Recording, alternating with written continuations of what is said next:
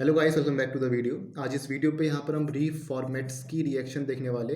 अब रीफॉर्मेट्स की रिएक्शन आपके एल्डिहाइड कीटोन्स के अंदर आती है और इम्पॉर्टेंट है ये आपके BSc second year organic chemistry के अंदर। ठीक है। रीफॉर्मेट्स की रिएक्शन में आपका बनता क्या है, इसमें आपका बीटा हाइड्रोक्सी एस्टर बनता है। तो पहले आप प्रोडक्ट यहाँ पर जान लो, आपका बनता क्या है। यहाँ आपको मिलता है बीटा हाइड्रोक्सी एस्टर मिलता है। ठीक है। रिएक्शन कैसे होती है, हम कोई भी यहाँ पर एल्डिहाइड या कीटोन लेते हैं। फॉर एग्जांपल मेरे पास यहाँ पर एसीटोन है, CH3 C double bond O CH3। ये हमारे पास क्या है, एसीटोन। इसकी रिएक्शन मैंने कराई किसके साथ, इसकी रिएक्शन आपकी होती है अल्फा ब्रोमो एस्टर के साथ। अल्फा ब्रोमो एस्टर के साथ हम इसकी रिएक्शन कराते हैं किसी भी एल्डिहाइड या कीटोन की। अब अल्फा ब्रोमो एस्टर क्या हुआ, अगर हम एस्टर की बात करें तो एस्टर क्या होता है आपका यहाँ पर, एस्टर होता है आपका यहाँ पर COR डैश। ये हुआ आपके पास एस्टर यहाँ पर। ठीक है। अब बात करी गई है अल्फा पोजीशन की, कि अल्फा पोजीशन में आपका ब्रोमीन यहाँ पर अटैच है। तो अल्फा पोजीशन क्या हुई इसकी, अल्फा पोजीशन के लिए हम क्या मान सकते हैं, RCOO R डैश। ये क्या हुई आपकी, ये आपकी अल्फा पोजीशन हुई। ये तो आपका एस्टर हो गया फंक्शनल ग्रुप, ये आपकी क्या होगी, अल्फा पोजीशन होगी। ठीक है। अब इसके साथ क्या आपका ब्रोमीन अटैच है, तब हम से कहेंगे अल्फा ब्रोमो। तो ये है आपका अल्फा ब्रोमो एस्टर। ठीक है। तो अगर हम कोई भी यहाँ पर एक अल्फा ब्रोमो एस्टर ले, फॉर एग्जांपल हमारे पास अल्फा ब्रोमो एस्टर कुछ ऐसा है, BrCH2 C डबल O और C2H5। तो कोई मैंने आपका एक सिंपल सा अल्फा ब्रोमो एस्टर यहाँ पर ले लिया, यहाँ पर मैंने C2H5 लगा दिया, यहाँ पर मैंने CH2 ले लिया। ठीक है। अब ये आपका क्या है, अल्फा ब्रोमो एस्टर है, क्योंकि इतना जो पार्ट है आपका ये क्या हो गया, ये COOR डैश हो गया। ये आपकी अल्फा पोजीशन होगी R वाली, और इसके साथ जो आपका ब्रोमीन अटैच है ये आपका अल्फा ब्रोमो हो गया। तो इसको हम कहेंगे अल्फा ब्रोमो एस्टर। तो जब आपका कोई भी एल्डिहाइड या कीटोन इसकी रिएक्शन जब आपकी अल्फा ब्रोमो एस्टर के साथ होती है in the presence of zinc ether, zinc की प्रेजेंस में हम यहाँ पर कराते हैं, जिंक आपका एक मेटल है। आप प्रोटिक सॉल्वेंट में आपकी रिएक्शन होती है पहली बार में, और सेकंड केस में क्या होता है, सेकंड उसमें आपका यहाँ पर हाइड्रोलिसिस होता है in the presence of acid. Second case में आपके यहाँ पर एसिड हाइड्रोलिसिस होता है। पहले केस में आपके जिंक के साथ रिएक्शन होती है, फिर सेकंड उसमें क्या होता है, जो आपको प्रोडक्ट मिलता है उसके बाद आपके यहाँ पर एसिड हाइड्रोलिसिस होता है, और जो आपके यहाँ पर फाइनल प्रोडक्ट मिलता है उसे हम कहते हैं यहाँ पर बीटा हाइड्रोक्सी एस्टर।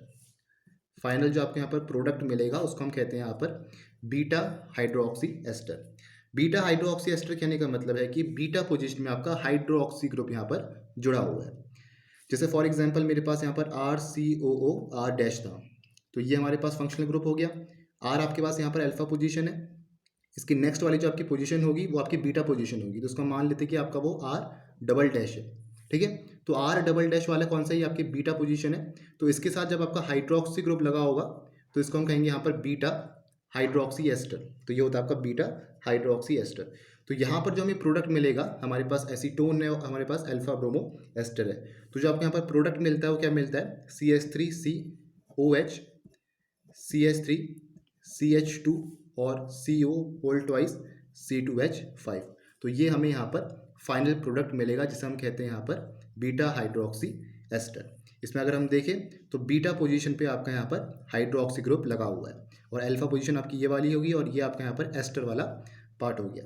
ठीक है। तो ये है आपका बीटा हाइड्रोक्सी एस्टर। एसीटोन की रिएक्शन हमने कराई किसके साथ, अल्फा ब्रोमो एस्टर के साथ। ये आपकी अल्फा पोजीशन है, किसके प्रेजेंस में हुई, जिंक ईथर के प्रेजेंस में। फिर बाद में क्या हुआ, आपका एसिड हाइड्रोलिसिस हुआ, एसिड के प्रेजेंस में आपकी रिएक्शन हुई और मिला आपको यहाँ पर बीटा हाइड्रोक्सी एस्टर। तो ये कुछ आपको ऐसा यहाँ प्रोडक्ट मिल रहा था, CH3COH CH3 CH2 CO whole twice और C2H5। तो ये आपको यहाँ पर प्रोडक्ट मिलता है। ठीक है। अब इसके हमें यहाँ पर मैकेनिज्म देखनी कि ये आपका प्रोडक्ट यहाँ पर कैसे आया। तो स्टेप वन में क्या होता है आपका, स्टेप वन में आपके यहाँ पर बनता है organo metallic compound. Step one में आपका ऑर्गेनो जिंक मेटेलिक कंपाउंड यहाँ पर बनता है, ऑर्गेनो जिंक मेटेलिक कंपाउंड, या आप कह सकते हैं ऑर्गेनो मेटेलिक कंपाउंड यहाँ पर आपका फॉर्म होता है। कैसे होता है, हमारे पास यहाँ पर क्या है, हमारे पास यहाँ पर अल्फा ब्रोमो एस्टर है। तो स्टेप वन देखो, स्टेप वन में क्या होता है रिफॉर्मेट्स की रिएक्शन पे, BrCH2 COO C2H5। ये हमारे पास क्या है, ये हमारे पास अल्फा ब्रोमो एस्टर है। अब इसकी रिएक्शन आपकी जब जिंक के साथ होती है, जो हमारे पास मेटल है, तो यहाँ पर जो हमें मिलता है प्रोडक्ट, यहाँ पर मिलता है हमें ऑर्गेनो मेटेलिक कंपाउंड। तो ZnBrCH2CO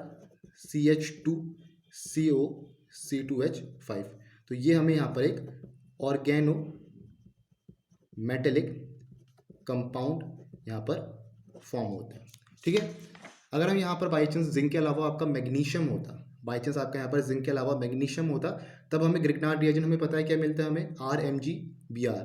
तो उस समय क्या होता है आपका यहाँ पर MgBr आ जाता। अभी आपका जिंक यहाँ पर मेटल है, अभी मैग्नीशियम मेटल नहीं है, अभी आपका यहाँ पर जिंक मेटल है, तो ये बनेगा आपका यहाँ पर ZnBrCH2COO C2H5। तो आपको यहाँ पर जिंक ऑर्गेनोमेटेलिक कंपाउंड यहाँ पर मिल रखा है।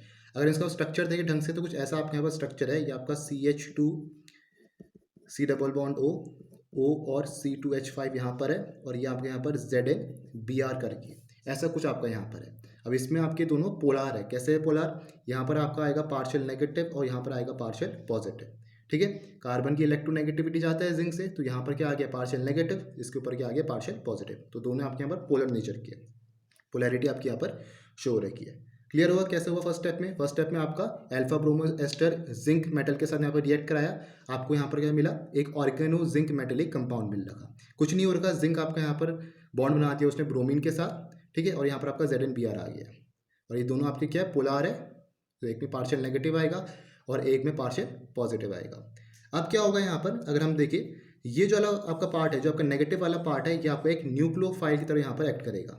ये जो आपका नेगेटिव कार्बन वाला पार्ट है, ये आपका न्यूक्लियोफाइल की तरफ यहाँ पर एक्ट करेगा, और ये अटैक करने वाला है आपका किस पर, इस एसीटोन पर ये आपका अटैक करने वाला है।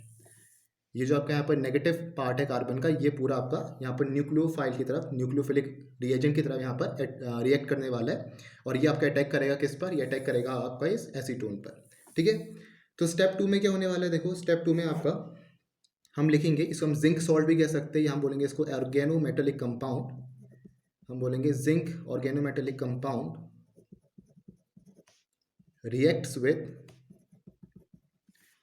With carbonyl compound. जो आपका जिंक ऑर्गेनोमेटेलिक कंपाउंड है, जो ये जो आपको यहाँ पर मिल रखा है, ये आपका किससे रिएक्ट कराएगा, इस एसीटोन से। अब ये आपका कीटोन भी हो सकता है, एल्डिहाइड भी हो सकता है। अभी मैंने यहाँ पर एसीटोन लिया है, तो एक कीटोन यहाँ पर है। ठीक है, तो क्या मिलेगा, देखो CH3 single bond C double bond O CH3, और यहाँ क्या मेरे पास, यहाँ पर है CH2, यहाँ पर पार्शियल नेगेटिव है, यहाँ पर आपका ZnBr है जो आपका पार्शियल पॉजिटिव होगा, यहाँ पर C डबल बॉन्ड O और C2H5 है। क्लियर हो गया। अब ऑक्सीजन की इलेक्ट्रोनेगेटिविटी ज़्यादा है कार्बन से, तो ऑक्सीजन के ऊपर पार्शियल नेगेटिव, ये भी आपका पोलर नेचर यहाँ पर शो करेंगे। ऑक्सीजन क्या करेगा, अपने पाई इलेक्ट्रॉन्स अपने पास खींच के ले जाएगा, यहाँ पर जो आपके पाई इलेक्ट्रॉन्स है वो अपनी तरफ खींचेगा, क्योंकि ऑक्सीजन की इलेक्ट्रोनेगेटिविटी ज़्यादा है। ठीक है, अब यहाँ पर आपका पार्शियल पॉजिटिव है, यहाँ पर आपका पार्शियल नेगेटिव है। अब इतना पूरा पार्ट आपका न्यूक्लियोफाइल की तरह यहाँ पर एक्ट कर रहा है, तो ये आपका कहाँ अटैक करेगा, ये आपका इस कार्बन पॉजिटिव में जाके अटैक करने वाला है, क्योंकि पॉजिटिव नेगेटिव आपके यहाँ पर क्या करेंगे, बॉन्ड बना देंगे। तो ये जो पार्शियल नेगेटिव है जो आपके न्यूक्लियोफाइल की तरह यहाँ पर एक्ट कर रहा है, ये आपका चले जाएगा इस पार्शियल पॉजिटिव के पास, और ये पार्शियल पॉजिटिव आपका चले जाएगा किसके पास, इस पार्शियल नेगेटिव के पास। ये जो आपका पार्शियल पॉजिटिव है ये आपका चले जाएगा इस पार्शियल नेगेटिव के पास। आप चाहो तो इसे दिखा सकते हो ऐसा करके, वरना आप ऐसे भी छोड़ सकते हो, बस आप ये दिखाओ कि ये जो आपका न्यूक्लियोफाइल है ये आपका अटैक कर रहा है इस कार्बन पॉजिटिव पर। ठीक है, तो क्या मिल रहा है आपको यहाँ पर, देखो यहाँ पर मिलेगा आपको CH3C, और ये आपका जो पाई इलेक्ट्रॉन ऊपर शिफ्ट हुए, तो यहाँ पर आ गया आपका O पे नेगेटिव चार्ज, ये आपका CH3 ऐसे ही रहा, और ये ZnBr जब ऊपर गया तो यहाँ बना O ZnBr, यहाँ पर पॉजिटिव मान लेते। ठीक है, और ये जब आपका पॉजिटिव नेगेटिव बॉन्ड बना है तो ये बना CH2 C double bond O और O C2H5। तो सेकंड स्टेप में आपका ये चीज़ यहाँ पर फॉर्म हो रखा है। ठीक है, सेकंड स्टेप में क्या हुआ, जो आपको यहाँ पर न्यूक्लियोफाइल और यहाँ पर जो आपको ये चीज़ मिला था ऑर्गेनोमेटेलिक कंपाउंड, ये आपका अटैक करा किस पर, इस एसीटोन पर करा। कैसे करा, इसमें पॉजिटिव था, इसमें आपका नेगेटिव था, डिफरेंस इन इलेक्ट्रोनेगेटिविटी होने के कारण, तो पार्शियल नेगेटिव आपका अटैक किया इस कार्बन पर, और आपको यहाँ पर ये चीज़ मिल गया, पाई इलेक्ट्रॉन्स खींचे यहाँ पर ऑक्सीजन ऊपर, इसके ऊपर नेगेटिव चार्ज आया, तो यहाँ बना आपका O ZnBr, और इस टाइप का आपको प्रोडक्ट यहाँ पर मिल रखा है। पहले स्टेप में क्या हुआ, पहले स्टेप में कुछ नहीं हुआ, पहले स्टेप में आपका जो अल्फा ब्रोमो एस्टर था, जो आपका रिएजेंट था, वो आपका किससे रिएक्ट कराया, यहाँ पर कैटलिस्ट जो आपका जिंक यहाँ पर मेटल है ZnBr आपका बना, ये आपका एक ऑर्गेनोमेटेलिक कंपाउंड है, दोनों में आपका डिफरेंस इलेक्ट्रोनेगेटिविटी है, तो यहाँ पर पार्शियल पॉजिटिव आएगा, यहाँ पर पार्शियल नेगेटिव आएगा। अब ये पार्ट आपका एक न्यूक्लियोफाइल की तरह यहाँ पर एक्ट कर रहा है, तभी आपका अटैक किया किस पर, इस एसीटोन पर। ठीक हो गया। अब स्टेप थर्ड में क्या होगा, स्टेप थर्ड में आपका कुछ नहीं होगा, स्टेप थर्ड में आपका हाइड्रोलिसिस होगा। स्टेप थर्ड में आपका एसिड हाइड्रोलिसिस यहाँ पर होने वाला है, क्योंकि इसमें हमने देखा था पहले उसमें तो आपका जिंक के साथ रिएक्शन थी, और सेकंड स्टेप में क्या था आपका हाइड्रोलिसिस था in the presence of N acid. तो सेकंड स्टेप में आपका हाइड्रोलिसिस यहाँ पर होने वाला है in the presence of N acid. तो स्टेप थर्ड यहाँ पर हम लिखेंगे, स्टेप थर्ड में क्या हो रहा है, स्टेप थर्ड में आपका एसिड हाइड्रोलिसिस होने वाला है।